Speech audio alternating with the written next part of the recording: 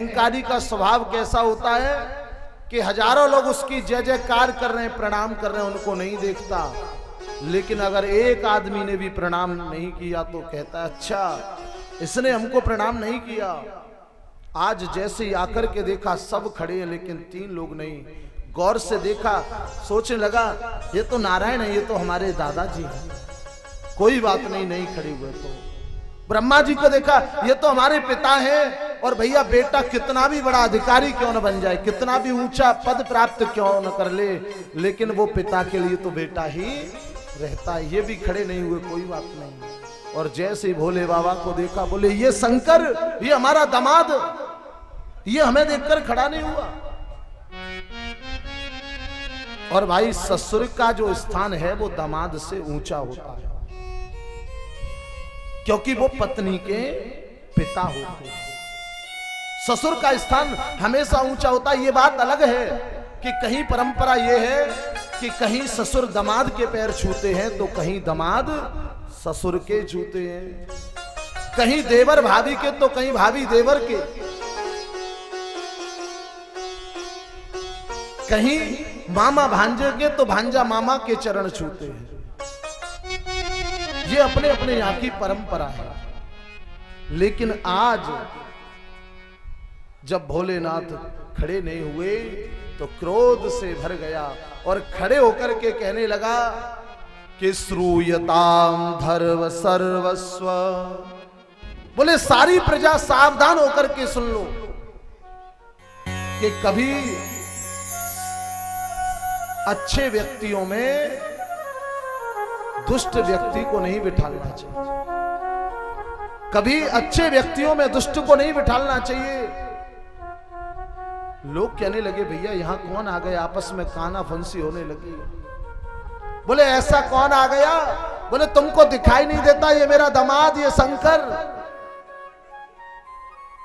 एक ने शांति से कहा, बोले महाराज आज आप ऐसी बातें कर रहे हो, है तो आपके दामाद। बोले ये मेरा दामाद। बोले कहां मेरी मृग लोचना बेटी और कहां ये बंदर जैसे मुखड़े वाला, ये मेरा दामाद नहीं हो सकता। ये तो मेरे पिता ब्रह्मा की बात रखने के लिए मुझे अपनी बेटी ब्याहनी पड़ी, वरना ये मेरा दामाद, ये भूत प्रेतों में रहने वाला, शरीर पर चिता की भस्म लगाने वाला, ये क्या जाने भ्रष्टाचार क्या होता है, संसार में समाज में कैसे रहा जाता है। ये तो 24 घंटे भूत प्रेतों में रहने वाला। आज क्रोध से भर गया दक्ष और क्रोध में आकर के कहने लगा, बोले मैं श्राप देता हूं कि इसने हमारा अपमान किया है, आज के बाद किसी यज्ञ में इसका कोई स्थान नहीं होगा, आज के बाद शंकर का कोई स्थान नहीं होगा। आज जब ऐसे महाराज श्राप दिया तो शिव के गण नंदी बाबा को क्रोध आ गया। नंदी बाबा खड़े हो गए, ए दक्ष पद के मद में तुम बेहोश हो गए हो, तुमको इतना भी होश नहीं कि तुम त्रिलोकी के स्वामी भोलेनाथ से क्या शब्द बोल रहे हो।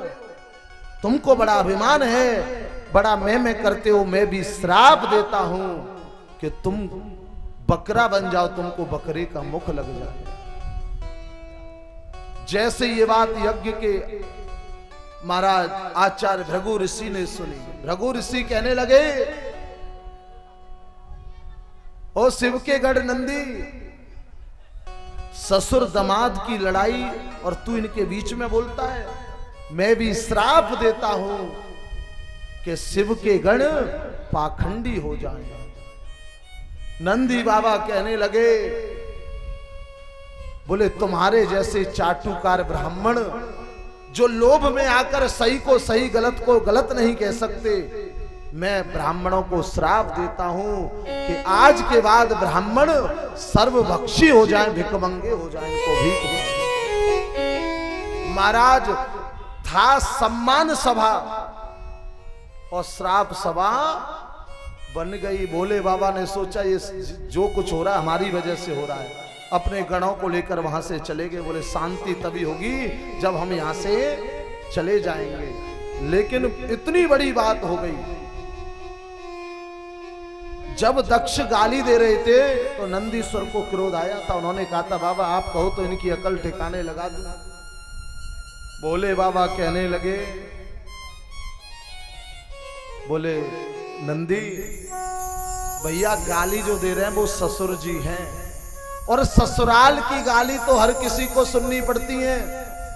फर्क इतना है कि कुछ लोग अपनी समधन से सुनते हैं और हम आज तक अपने ससुर जी से सुन रहे हैं, बाकी का ससुराल की गाली तो सबको सुननी पड़ती है। आज भोले बाबा उदास होकर के अपने कैलाश पर्वत पर आगे आनंद के साथ रहने लगे। लेकिन अहंकारी का स्वभाव होता है कि वो अपनी बात का, अपने अपमान का बदला लेना चाहता है। आज अपनी उस अपमान का बदला लेने के लिए उसने कनखल में यज्ञ किया और उस यज्ञ में सभी को निमंत्रण दिया, लेकिन भोले बाबा को निमंत्रण नहीं दिया। आज जितनी भी देवांगना है सब सज धज करके विमान में बैठ करके जा रही हैं, तो सीधे सीधे नहीं, सब की सब कैलाश पर्वत होकर के निकल रही है। आज माता सती ने देखा जितनी देवांगनाएं सज धज करके जा रही हैं, बहन कहां जा रही हो? अरे आप यहां बैठी हुई हो, आप नहीं चलोगी? कहां? बोले आपके पिता राजा दक्ष ने यज्ञ रखा है, सबको बुलाया, आपको नहीं बुलाया? कि आपको कोई निमंत्रण नहीं दिया? अब तो महाराज इतना माता सती ने सुना कि उनके होश उड़ गए। मेरे पिता के घर में यज्ञ और मेरे यहां निमंत्रण नहीं, ऐसा कैसे हो सकता है? अब तो माता सती भोले बाबा के पास आई। और एक बात और, जब माताओं को अपने पति से अपना कोई काम कराना हो तो बड़ा मीठा बोलती हैं, और लड़ाई हो जाए तो सबसे पहले कहना, बोले मेरे बाप के यहाँ कोई कमी थोड़ी है, तुम ते बढ़िया है, मेरा भैया ये करे, मेरे बाप पे इतनी जमीन है। लेकिन माता सती जो है वो कितने सुंदर शब्द में बोल रही है। बोले स्वामी, ये नहीं कहा मेरे पिता के घर में यज्ञ है, बोले स्वामी मैंने सुना है कि आज आपके ससुर जी के यहां यज्ञ हो रहा है और आपके पास कोई निमंत्रण नहीं आया क्या? भोले बाबा ने आज तक जो बात हुई थी वो माता सती को बताई नहीं थी, लेकिन आज अवसर आया तो भोले बाबा बताने लगे। बोले हमारे यहां निमंत्रण आएगा भी नहीं। क्यों? तो भोले बाबा ने पूर्व काल की जो बात थी, पूर्व समय की, वो सब बताई। बोले तुम्हारे पिता हमसे द्वेष मानते, इसलिए हमारे पास निमंत्रण नहीं आएगा। अब देखिए, हमें भोलेनाथ से सीख लेनी चाहिए। इतनी बड़ी बात हो गई, इतनी गाली उनके पिता ने भोले बाबा को दी, लेकिन भोले बाबा ने ये बात आकर अपनी पत्नी को भी नहीं बताई कि तुम्हारे पिता ने हमको इतनी गाली सुनाई। लेकिन आजकल को महाराज कोई दामाद अपनी ससुराल जाओ, गाली की तो बात छोड़ दो, अगर चाय नाश्ता में थोड़ी सी कमी है जावे तो घरवारी आए के जी नहीं दे। बोले हमने देखो तेरे बाप के हैं, तेरे बाप के यहाँ ढंग से सम्मान भी नहीं भो, हमको चाय भी ऐसी बना के दे दी हैं, बिस्कुट भी केवल पार्ले जी के कोई बढ़िया नहीं मंगाई। महाराज शास्त्रों में कहते हैं कि जा माता दसमो ग्रह, 9 ग्रह को तो सब जानते हैं, लेकिन जो 10वीं ग्रह है वो घर का दामाद है। घर के दामाद को 10वीं ग्रह बताया है। कोई न कोई किसी न किसी का दामाद है। लेकिन एक बात और, ये जो दामाद है ना, ये 10वीं ग्रह है और कन्या राशि स्थित हो। बोले ये जिस कन्या की राशि में आ जाए उसी का जीवन खराब कर देता है। जमाई कैसा होता है महाराज? पूरी दुनिया में सीधो चलेगो, जैसी ससुराल में जावेगो सो उल्टो चलवे लग जाएगो, टेढ़ो चलेगो। पूरी दुनिया में सीधो चलेगो, लेकिन ससुराल में जाके टेढ़ो चलेगो। और सारे को ब्याह होए और नेकू कमी है जाए तो बस महाराज पूरा खानदान भाई मनाए भी लग जावे, न खुद खावेगो न दूसरे को खाने देगो। लेकिन भोले बाबा ऐसे नहीं है। इतनी बड़ी बात हो गई, आज तक बताई नहीं है, लेकिन आज जब समय आया तो भोले बाबा ने बताया कि देवी हमारे पास कोई निमंत्रण नहीं आएगा। ऐसा हो नहीं सकता है। ये छोटी मोटी बात तो हो जाती है, स्वामी पिता ने निमंत्रण तो भेजा होगा, लेकिन हो सकता है कि कोई डाक मिस हो गई हो, डाकिया भूल गया हो, हमारे यहाँ निमंत्रण ना आया हो, ऐसा हो नहीं सकता। बोले देवी वो सब ठीक है, लेकिन हम नहीं जाएंगे। स्वामी मैं जाऊं? भोले बाबा कहने लगे तुम जानो, तुम्हारा काम जाने, तुम्हें अच्छा लगे तो जाओ, न लगे तो मत जाओ। आज माता सती भोले बाबा से आज्ञापित होकर के उस यज्ञ में जाने लगी। जैसे ही कुटिया से बाहर आती हैं, यज्ञ में जाने के लिए भोले बाबा की याद आती है और भोले बाबा के पास पहुंचती हैं तो उस यज्ञ की याद आने लगती है। कभी बाहर आती हैं, कभी भोले बाबा के पास आ जाती हैं, कभी बाहर आती हैं, कभी भोले बाबा के पास आ जाती हैं। भोले बाबा ने समझाया, देवी जाना तो केवल वहां चाहिए जहां पर सम्मान हो। आप किसी के यहाँ जाओ और लोग आपको देख करके मुस्कुरा जाए, प्रसन्न हो जाए तो जाना चाहिए, और आप काऊ के घर जाओ मोह बनाए ले वे तो वहां नहीं जाना चाहिए। क्योंकि शास्त्र कहते हैं कि आवत ही हर से नहीं, नैनन नहीं स्नेह, तुलसी वहां न जाइए चाहे कंचन वर्षे में। जहां मान सम्मान नहीं वहां नहीं जाना चाहिए। आज माता सती अपने पिता के उस यज्ञ में पहुंच गई और जैसे ही वहां पहुंची हैं तो उनकी जितनी भी बहनें हैं, जितने भी घर परिवार के लोग हैं, सबने उनको देख करके मुंह फेर लिया। कोई ने उनसे बात करना पसंद नहीं किया।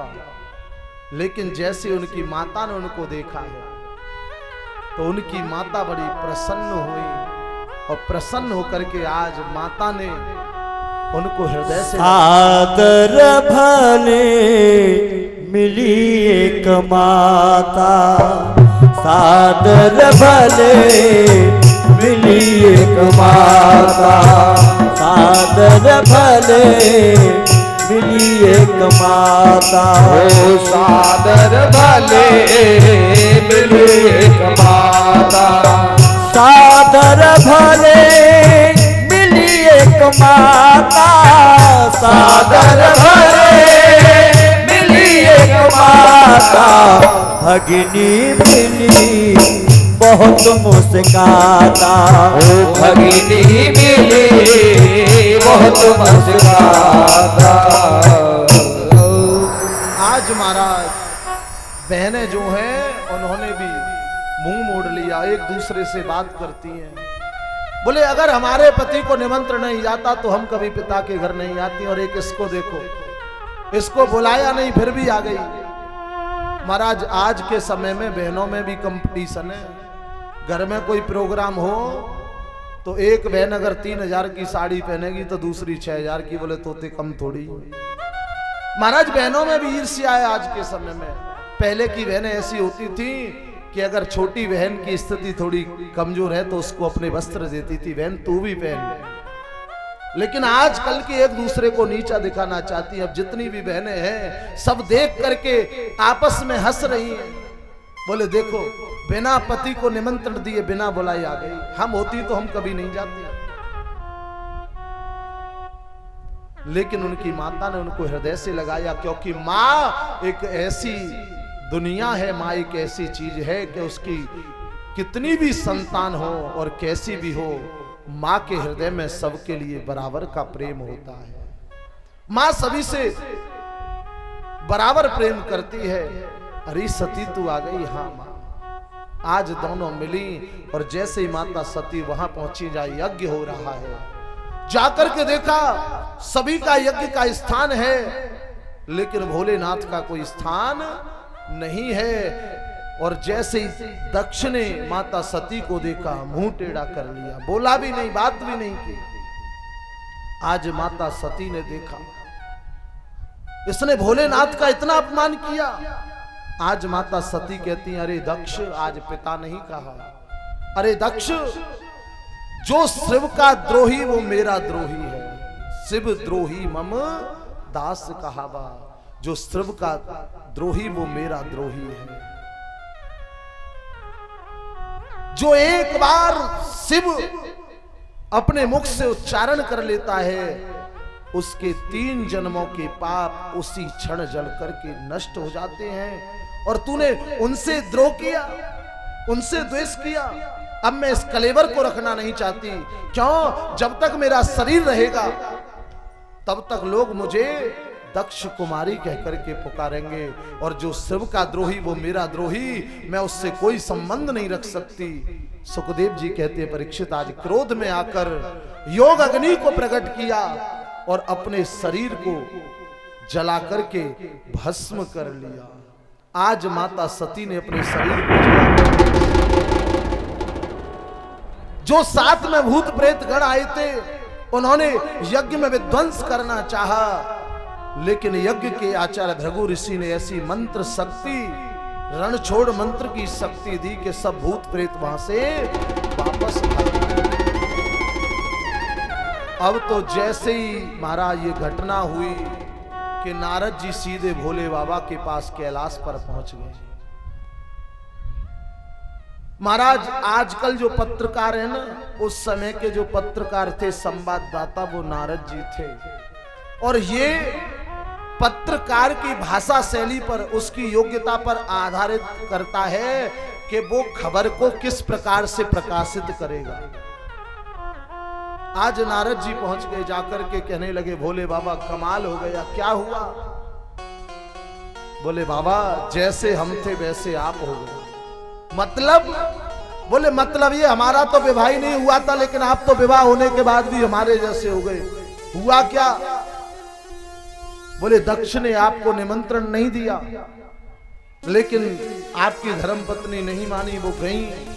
उन्होंने देखा आपका अपमान, अपने पिता से कहा, पिता गुस्सा में आया और एक ऐसी लात मारी माता सती में कि वो यज्ञ कुंड में गिर गई और वो जल करके भस्म। हमारा ये पत्रकार के ऊपर है कि वो कैसा मसाला लगाता है। आज महाराज जैसे ही मसाला लगा करके नारद जी ने खबर दी है, भोलेनाथ क्रोध से भर गए और एक जटा उखाड़ करके जमीन पर पटकी, जिससे एक वीरभद्र नाम का गण पैदा हो। भूत प्रेतों के साथ दौड़ पड़े, जाकर के यज्ञ कुंड पर मारा टूट पड़े। कोई भोजनालय में जाकर खीर के कुंड में डुबकी लगा रहा है, बोल रहा है हर हर महादेव। कोई रायते के कुंड में डुबकी लगा रहा है, कोई कुछ कर रहा है, कोई कुछ कर रहा है। और आज वीरभद्र ने पकड़ करके महाराज भृगु ऋषि की दाढ़ी को उखाड़ दिया, भग देवता की आंखों को फोड़ दिया और पूखा देवता के दांतों को तोड़ दिया। और जैसे ही महाराज दक्ष प्रजापति को देखा है, उसकी मुंडी मरोड़ करके उसके सिर को धड़ से अलग काट कर यज्ञ कुंड में स्वाहा कर दिया। आज महाराज यज्ञ का विध्वंस कर दिया। और जब यज्ञ का विध्वंस हो गया, देवता लोग घबराते हुए ब्रह्मा जी के पास गए। महाराज कमाल हो गया, क्या हुआ?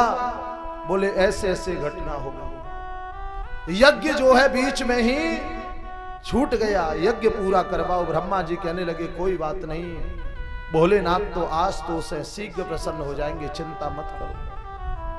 आज महाराज जितने भी देवता हैं उन सब को लेकर के ब्रह्मा जी भोलेनाथ के पास गए और जाकर के भोलेनाथ से प्रार्थना करने लगे। सब के सब भोलेनाथ को मनाने लगे।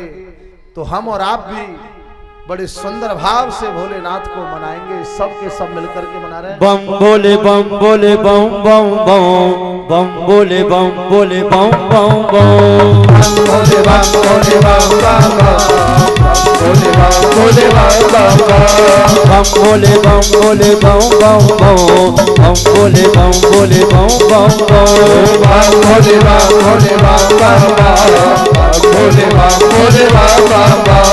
यही वो मंत्र है, यही वो तंत्र है, यही वो मंत्र है, यही वो तंत्र है। प्रेम से जपोगे तो मिटेंगे सारे गम।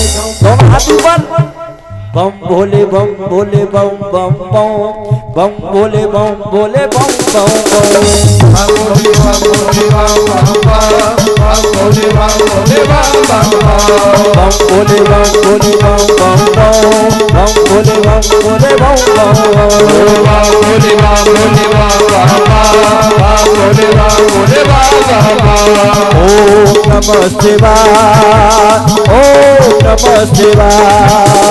ओम नमः शिवाय, ओम नमः शिवाय।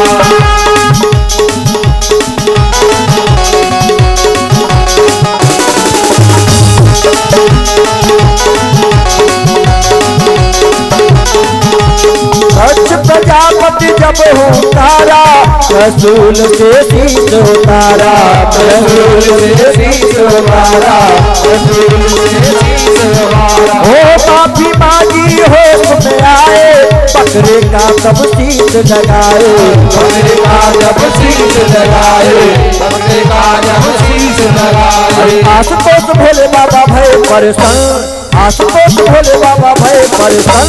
हम भोले बम भोले बम बम बम, हम भोले बम भोले बम बम बम।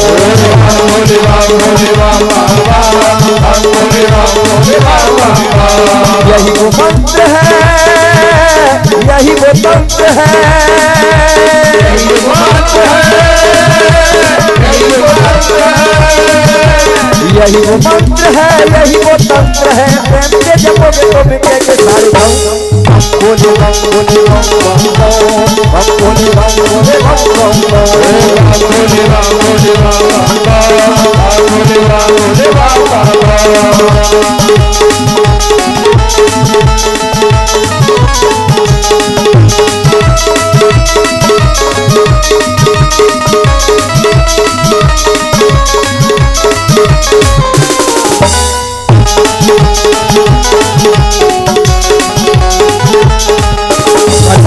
कल्याण कल्पांतकारी सदा सच्चिदानंद दाता पुरारी, दाता पुरारी, दाता पुरारी। आनंद संतोष मोपहारी, प्रसीद प्रसीद प्रभु मंत्रधारी, प्रभु मंत्रधारी, प्रभु मंत्रधारी। ध्यान लगाएंगे ज्योति जगाएंगे, ध्यान लगाएंगे ज्योति जगाएंगे। तुमको पुकारते चलो हर गाँव। भोले बम भोले बम बम बम, हम भोले बम भोले बम बम बम। भोले बाबा, हम भोले बाबा। ओम नमः शिवाय, हरि ओम नमः शिवाय। ओम नमः शिवाय, हरि ओम नमः शिवाय। ओम नमः शिवाय, हरि ओम नमः शिवाय।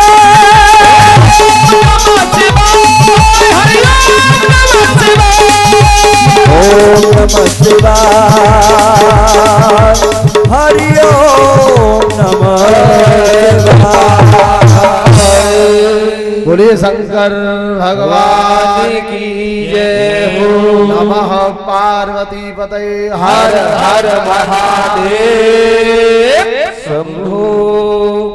आज जैसे ही उन समस्त देवताओं ने भोलेनाथ को मनाया कि भोले बाबा प्रसन्न हो गए, क्योंकि भोले बाबा अति शीघ्र प्रसन्न होने वाले। महाराज एक लोटा जल और सभी समस्याओं का हल। आप अगर भोलेनाथ पर एक लोटा जल चढ़ाते हो तो आपकी हर मनोकामना पूर्ण होती है।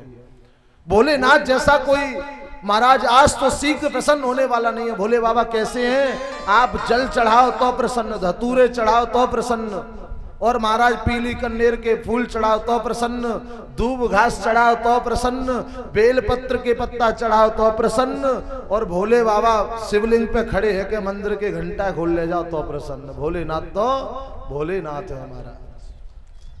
आज भोले बाबा प्रसन्न हो गए। देवताओं ने कहा बाबा ये यज्ञ बीच में विध्वंस हुआ, यज्ञ तो पूरा हो जाए। भोले बाबा कहने लगे जहां हमारा भाग नहीं उस यज्ञ से हमें कोई मतलब नहीं। देवताओं ने कहा बाबा आज से जो शिष्ट बचेगा वो तुम्हारा ही भाग होगा, लेकिन यज्ञ तो पूरा होना चाहिए। बोले ठीक है, यज्ञ के आचार्य को बुलाओ। रघु जी आए तो दाढ़ी उखड़ी भई है। महाराज हमारी तो आपके गर्दन ने दाढ़ी उखाड़ दी। भोले बाबा ने कहा बकरे की दाढ़ी लाओ और इनके दाढ़ी लगा दो। तो आपने देखा होगा भृगु ऋषि के 4-5 बार ही लटक रहे हैं, वही बकरे वाली दाढ़ी।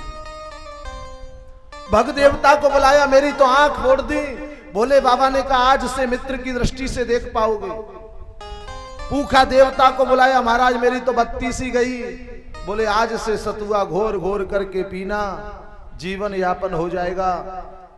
आज ऐसा ही कहा, यज्ञ प्रारंभ हुआ, बोले यजमान को तो बुलाओ। अब यजमान जाए के देखो तो हमारा धड़ ही धड़ पड़ो है, बाको मूड तो यज्ञ में स्वाहा है गो। आज बकरे का सिर लगाया और महाराज बकरे का सिर लगाया।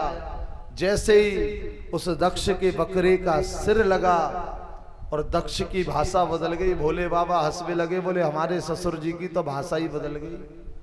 बड़े मैं करते थे, अब बकरा बना दिया, जीवन भर मैं ही मैं करना। जो अभिमान में आकर के महाराज हर समय अभिमान की बातें करता है, भगवान उसके अभिमान को बिल्कुल दूर कर देते हैं। इसलिए कभी धन का, पद का, सुंदरता का महाराज अभिमान नहीं करना चाहिए। और आज महाराज भाषा बदल गई। इसीलिए आपने देखा होगा कि कुछ लोग भोले बाबा को मनाते हैं बकरे जैसी आवाज में बुड़ुम बुड़ुम करके, जिससे भोले बाबा अति जल्दी प्रसन्न हो जाते हैं, अति शीघ्र प्रसन्न हो जाते हैं। और आज महाराज सुखदेव जी कहते हैं, बोले परीक्षित, जब माता सती का शरीर जल गया, उस अध जले शरीर को लेकर भोलेनाथ चलने लगे, तो महाराज प्रभु के सुदर्शन चक्र ने उसके टुकड़े करना प्रारंभ कर दिया। और जहां जहां सती के शरीर का टुकड़ा गिरा, वहां पर शक्ति पीठ बन गई। कुल मिलाकर के 51 टुकड़े हुए, वो 51 शक्ति पीठ बन गई। जहां नाभि गिरी वो पूर्णा देवी हो गई, जहां पर सती के स्तन गिरे वो नगरकोट वाली देवी ब्रजेश्वरी हो गई, जहां चरण गिरे वो चिंतपूर्णी हो गई, जहां जीव गिरी वो ज्वाला जी हो गई, जहां जहां उनके शरीर के अंग गिरे वो शक्ति पीठ बन गई, जहां और आप दर्शन करके अपने आप को कृतार्थ करते हैं। बोलिए सती महारानी की जय जय श्री राधे। सुखदेव जी कहते हैं, परीक्षित, आज की जो कथा है वो भक्तों की कथा है, और भगवान के भक्त इतने हुए कि उनकी हम और आप गिनती नहीं कर सकते। हरि अनंत, हरि कथा अनंता। भगवान के एक भक्त हुए जिनका नाम ध्रुव जी, जिन्होंने 5 वर्ष की उम्र में भगवान को प्राप्त किया। भगवान ने अपना महाराज शंख उनके कपोल से लगाया और संपूर्ण वेद वेदांत का ज्ञान उनको प्राप्त करा दिया। 36,000 वर्षों तक ध्रुव जी ने प्रशासन किया और अंत में मृत्यु पर विजय प्राप्त करके महाराज भगवान के धाम को चले गए। और आज भी हमको ध्रुव तारे के रूप में नित्य प्रति दर्शन देते हैं। बोलिए ध्रुव जी महाराज की। भगवान के एक भक्त और हुए जिनका नाम हुआ जड़ भरत, जिन्होंने राजा रहुगण को दिव्य आत्म उपदेश दिया और उनका भी हृदय से उद्धार कर दिया। बोलिए जड़ भरत जी महाराज की जय हो। भगवान के एक भक्त और हुए जिनका नाम अजामिल, जिन्होंने अपने पुत्र का नाम नारायण रखा और भगवान को प्राप्त कर लिया, नरक जाने से बच गए। पहले हमारे बुजुर्ग जो थे वो बच्चों के नाम भगवान के नाम पर रखते थे। किसी का नाम रामचंद्र, किसी का नाम कृष्णचंद्र, किसी का नाम मधुसूदन, किसी का नाम गोपाल। क्यों? वो जानते थे कि अंतिम समय अगर हमारी जीभ पर भगवान का नाम भी नहीं आएगा, अपने नाती बेटा का नाम आएगा तो हमारा कल्याण हो जाएगा। इसलिए उनके नाम भगवान के नाम पे रखते थे। लेकिन महाराज आजकल तो फैशन के समय में ऐसे नाम नाती बेटा के रखे जो विदेशन में कुत्तन के रखे जाए। अगर महाराज ऐसे नाम जीप पे आ गए तो स्वर्ग जाता हुआ भी नरक में चला जाएगा। बोलिए नारायण भगवान की जय जय श्री राधे श्याम। सुखदेव जी कहते हैं, बोले परीक्षित, भगवान न तो किसी को मारते हैं न बचाते हैं, लेकिन हाँ इतना जरूर है, जो भगवान के सामने आ जाता है भगवान उसको बहने कभी नहीं देते। मुझे एक पुरानी कथा याद आ गई कि परीक्षित, तुम्हारे जो बाबा थे पांडव लोग, उन्होंने एक बार यज्ञ किया था, राजस्व यज्ञ। जब यज्ञ प्रारंभ हुआ तो यज्ञ में बात रखी गई कि इस यज्ञ में सबसे पहले पूजा का अधिकारी कौन है। तुम्हारे सबसे छोटे बाबा सहदेव ने कह दिया, बोले हमारे यज्ञ में कोई अगर सबसे पहले पूजा का अधिकारी है तो वो हमारा द्वारकानाथ, हमारा कृष्ण है। उसी सभा में शिशुपाल बैठा था। शिशुपाल खड़ा हो गया और खड़े होकर के गाली देने लगा। बोले इस ग्वारिया गमारिया ब्रजवासी की पूजा जिसकी जाति का पता नहीं, बिरादरी का पता नहीं, माँ का पता नहीं, पिता का पता नहीं, जो 4 दिन पहले तक गैया चराता था उसकी पूजा। सुखदेव जी कहते हैं परीक्षित एक एक करके उसने 100 गाली दे दी, और जैसे ही 101 में गाली दी प्रभु के सुदर्शन चक्र ने उसका उद्धार किया। परीक्षित जी हैरान, बोले गुरुदेव भगवान ने 100 गाली तक क्यों कुछ नहीं कहा? भगवान चाहते तो 10 गाली पर भी मार सकते थे, 50 पर भी मार सकते थे, लेकिन 100 गाली क्यों? सुखदेव जी बताते हैं, बोले शिशुपाल जो था वो भगवान कृष्ण की बुआ श्रुतस्रवा का पुत्र था। जब शिशुपाल पैदा हुआ तो इस शिशुपाल के 4 भुजा, 3 नेत्र और टेढ़ा शरीर था। इसको देख करके सुश्रवा रोने लगी, मुझे ऐसा कुरूप पुत्र नहीं चाहिए, मुझे अच्छा सुंदर पुत्र चाहिए। जब रोने लगी तो आकाशवाणी हुई कि सुश्रवा, तेरा पुत्र जिस किसी की गोदी में जाकर के सुंदर बन जाएगा उसी के हाथों उसकी मृत्यु हो जाएगी।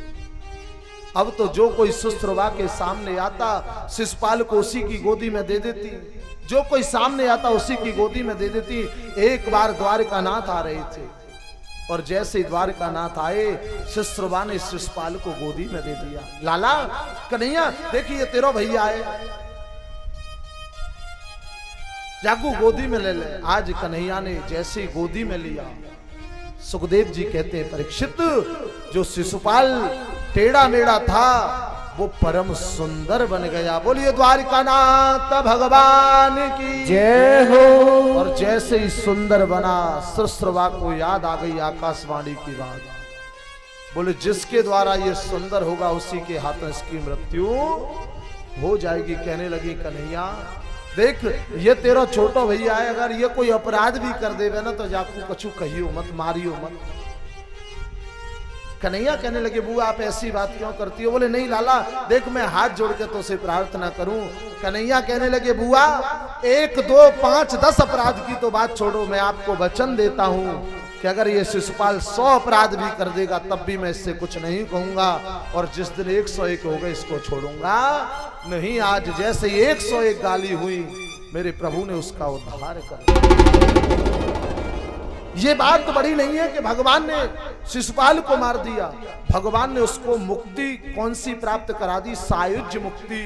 सायुज्य मुक्ति का मतलब कि परमात्मा के शरीर में विलीन हो जाना। सुखदेव जी कहते हैं परीक्षित ये बात अलग है कि कोई भगवान को भय से भजता है, कोई भगवान को भक्ति से भजता है, लेकिन करते तो सब परमात्मा को याद ही है। भगवान को भगवान मान करके, भगवान को पिता मान करके, भगवान को स्वामी मान करके तो हर कोई भजन कर सकता है, लेकिन भगवान को शत्रु मानकर वही भजन कर सकता है जिसकी बाजुओं में ताकत हो, शक्ति हो। ये मत समझना कि इस शिशुपाल की भगवान से एक ही जन्म की शत्रुता है, नहीं, इसकी 3 जन्मों की शत्रुता है भगवान से। परीक्षित पहले ये हिरण्यकश्यप बना, प्रहलाद को बहाना बनाकर इसने भगवान से द्वेष किया। दूसरी बार यही शिशुपाल रावण बना, माता जानकी के बहाने प्रभु श्री राम से वैर किया, और तीसरी बार इसने शिशुपाल बन करके मुक्ति प्राप्त कर ली। परीक्षित जी कहने लगे बोले हिरण्यकश्यप बनकर के भगवान से कैसे द्वेष किया, मुझे गुरुदेव बताइए। सुखदेव जी कहते हैं मैंने तुमको बताया था कि हिरण्यकश्यप का छोटा भाई था हिरण्याक्ष। जब बराह भगवान ने उसका उद्धार कर दिया, जब बराह भगवान ने उसका उद्धार कर दिया तो हिरण्यकश्यप के मन में भगवान के प्रति बड़ा विद्वेष पैदा हो गया। हिरण्यकश्यप भगवान से बड़ा द्वेष मानने लगा, और आज उसने ये संकल्प ले लिया, बोले जाकर के ब्रह्मा जी का तप करूंगा, ब्रह्मा जी से वरदान प्राप्त करूंगा, और वहां से तप करके वरदान लेकर के आकर के इस नारायण को मार डालूंगा। आज ऐसा संकल्प लेकर के तप करने के लिए चला गया। हिरण्यकश्यप की पत्नी थी कयाधु, जिसके 3 पुत्र थे और चौथे पुत्र से वो गर्भवती थी। इंद्र ने पीछे से उन तीनों पुत्रों को मार दिया। आज जब तीनों पुत्रों को इंद्र ने मार दिया, चौथे पुत्र से गर्भवती थी, तो इंद्र उस कयाधु को पकड़ कर ले जाने लगा। नारद जी आगे बोले, इसको कहां ले जाते हो? बोले, इसके गर्भ में जो संतान है वो दैत्य संतान है, हम उसको मार डालेंगे। नारद जी ने कहा, इसके गर्भ में कोई दैत्य नहीं, इसके गर्भ में तो भगवान का बहुत बड़ा भक्त है, इसको तुम नहीं ले जा सकते। आज नारद जी कयाधु को छुड़ाकर अपने आश्रम में ले गए और नारद जी ने कहा कि जब तक तुम्हारे पति तपस्या से लौट कर नहीं आए, चाहे 100 वर्ष क्यों नहीं आए, तुम गर्भ धारण करके रह सकती हो। आज 7 महीने का वो बालक गर्भ में था और नारद जी ने कयाधु को सुंदर सुंदर उपदेश दिए, सुंदर सुंदर कथा श्रवण कराई। और आज जब हिरण्यकश्यप ब्रह्मा जी को प्रसन्न करके वरदान प्राप्त करके आया, तो उसको पता लगा कि मेरे पीछे इंद्र ने भी मेरे 3 पुत्रों को मार दिया। अपनी पत्नी को लेकर के आया, चौथे पुत्र को जन्म दिया और उसी पुत्र का नाम प्रहलाद हुआ। बोलिए प्रहलाद जी महाराज की जय हो। मन में संकल्प ले लिया, अपने बेटा को पढ़ा लिखा करके परम विद्वान बनाऊंगा और गुरु संडामर्क के आश्रम में पढ़ने के लिए भेज दिया। आज पढ़ते पढ़ते 6 महीने हुए थे, पुत्र को बुलाया, कहा कि बेटा तुमको 6 महीने हो गए, तुमने 6 महीने में क्या सीखा? आज प्रहलाद जी कहते हैं, पिताजी मैंने तो एक ही बात सीखी। बोले क्या? कि नारायण के चरणों में प्रेम करने के, नारायण के चरणों में भक्ति करने के 9 साधन हैं, जिनको हम नवदा भक्ति कहते हैं। जैसे ये बात हिरण्यकश्यप ने सुनी, बोले नारायण का नाम, गुरुजी को बुलाया, ये कैसी शिक्षा देते हो, मेरा पुत्र नारायण का नाम लेता है। अगर आज के बाद इसने नारायण का नाम लिया तो अच्छा नहीं होगा। आज गुरुजी को उल्हाना दिया, उसके बाद पुनः भेज दिया। लेकिन सुखदेव जी कहते, परीक्षित जिसको भगवान की लगन लग जाए उसको संसार अच्छा नहीं लगता। प्रहलाद की लगन परमात्मा से लगी हुई है। आज फिर हिरण्यकश्यप ने प्रहलाद को बुलाया। फिर प्रहलाद ने जवाब दिया, पिताजी नारायण से श्रेष्ठ संसार में कोई दूसरा नहीं है। अब तो महाराज क्रोध से भर गया, ऊपर पहाड़ से नीचे गिरा दिया, जल में फेंक दिया, जेल में भूखा रखा। इतने पर भी प्रहलाद नहीं माने तो हिरण्यकश्यप की बहन आ गई, जिसका नाम है होलिका। भैया ये ऐसे नहीं सुधरेगा, इसको मैं सुधारूंगी। कैसे? बोले मैं इसको जला के मार देती हूं। तुम कैसे जला के मार दोगी?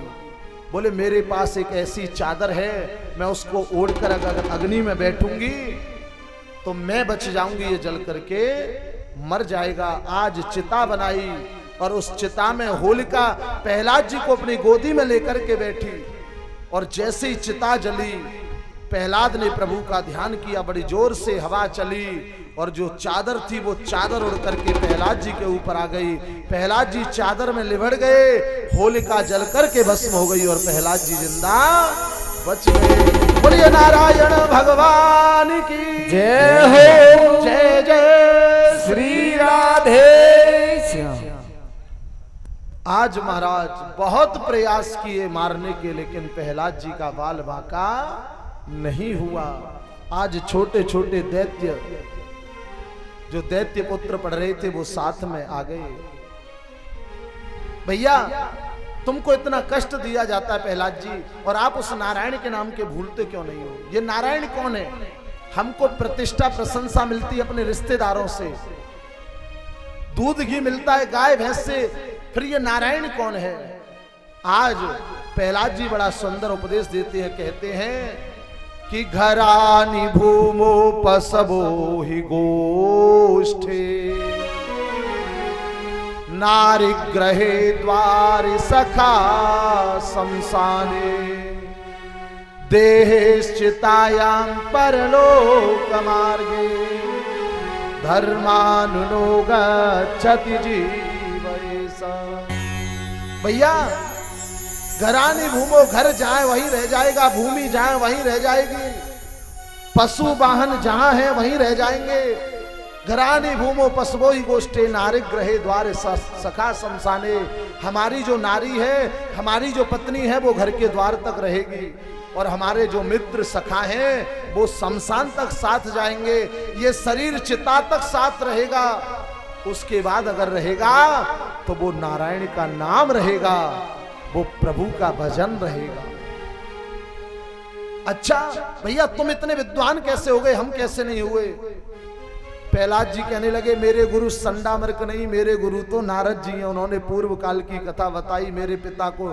मेरे पिता तपस्या के लिए गए, मेरी माँ को नारद जी अपने आश्रम में ले गए और जब नारद ने मेरी माँ को आत्म उपदेश दिया तब मैं 7 महीने का गर्भ में था। शास्त्र कहते हैं कोई अगर स्त्री 7 महीने की गर्भवती है तो उसको अच्छे अच्छे विचार मन में रखने चाहिए, भगवान का भजन करना चाहिए, रामायण जी गीता जी का पाठ करना चाहिए। जैसा मन उसका होगा वैसे ही मन वाला उसका पुत्र या पुत्री पैदा होगा। इसलिए 7वें महीने पर अच्छे विचार मन में रखने चाहिए। भैया आज खेल खेलते हैं, बोलो भैया। हेलो, बोलिए बजरंग बली की जय हो।